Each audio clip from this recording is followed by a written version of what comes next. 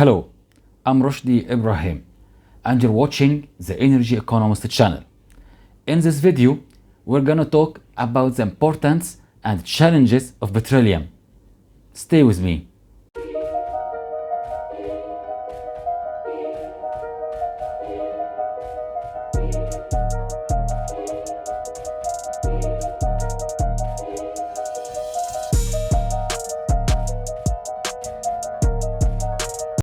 Anthropologists have classified periods of ancient history by the important materials of the time, such as the Bronze Age or the Iron Age. However, few better classifies modern man because there is no greater dependency of modern technology than on the energy that drives it.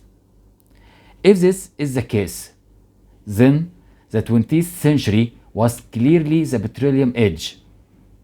It has been the fuel of choice for driving our vehicles, automobiles, trucks, airplanes, ships, and trains. In addition, the byproducts of producing these fuels provided the petrochemical building blocks of the 20th century materials, plastics, synthetic fibers, and synthetic elastomers.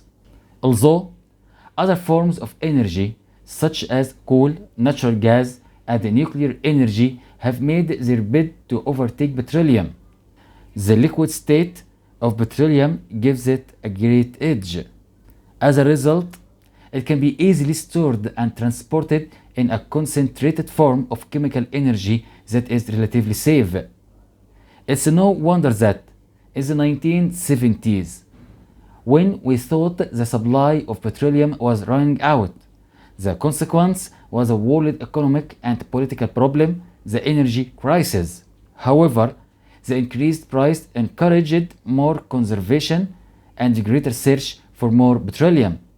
By the end of the 1990s, petroleum was priced at historical lows in constant dollars. However, in the 2000s, the price of crude oil again greatly increased with the economic development of China and India and the popularity of sport utility vehicles in the United States reversing conservation. As a result, the recovery and upgrading of extra heavy oil has been greatly stepped up in Venezuela and in Alberta, Canada, and new discoveries of oil have been made in West Africa and offshore Brazil. Instead of a shortage, the greatest threat to continuation of the petroleum age will in the 21st century is environmental. There are concerns about the emission of sulfur oxides, nitrogen oxides, and carbon monoxide when the fuel is burned, about the dangers of accidental spills when it's transported and stored, and about air and water emissions when it's reduced and refined. Even more importantly, both science and society are becoming aware that the burning of petroleum and other fossil fuels is producing enough carbon dioxide to cause a global warming through a greenhouse effect.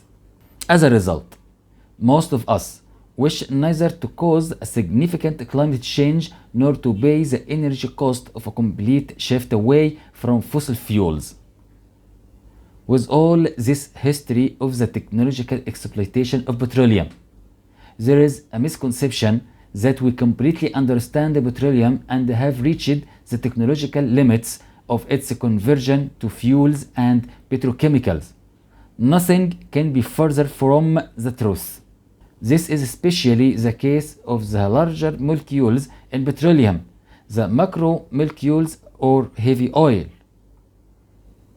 Although petroleum contains over 1 million different molecules, most of this diversity is in the heavy fraction, the macromolecules. Although physicists have recently initiated a new branch called the physics of complex materials. By comparison, petroleum is an ultra-complex material. Even some of the petroleum asphaltants self-organizes so that it's difficult to measure molecular weight. Petroleum is neither a solution nor a colloid, but a hybrid of both. The greatest attractive interaction is between polynuclear aromatic structures that are rarely found in other materials. During thermal processing, these polynuclear aromatic structures can form a discotic liquid crystalline phase, only an example of its challenging but interesting phase behavior. Although the high viscosity of oil provides its great lubricating properties, we have little understanding why the viscosity is so high. However, with all this uncertainty, the most surprising feature of petroleum is that it can be described by simple models. Although theory tells us that reactions of complex mixtures of molecules cannot be first order, the thermal reaction of petroleum macromolecules is first order with constant activation energy over the entire temperature range that we have been able to measure. Solubility parameters are known to be at best a rough predictor of the phase behavior of pure, small molecules, but they may describe the phase behavior of petroleum better than any other system. When we ignore all that molecular complexity and represent petroleum macromolecules as either a few pseudo components or being composed of only two building blocks, such of the thermal chemistry can be described quantitatively as well as we can measure it. They aren't merely the result of empirical correlation because they describe changes in properties, reactor type, and the initial concentrations. The excitement is in exploiting this surprising simplicity with new innovations, as well as to unravel the underlying reasons using modern tools for studying macromolecules. Such an endeavor may even enable us to better understand ultra-complex materials other than just petroleum.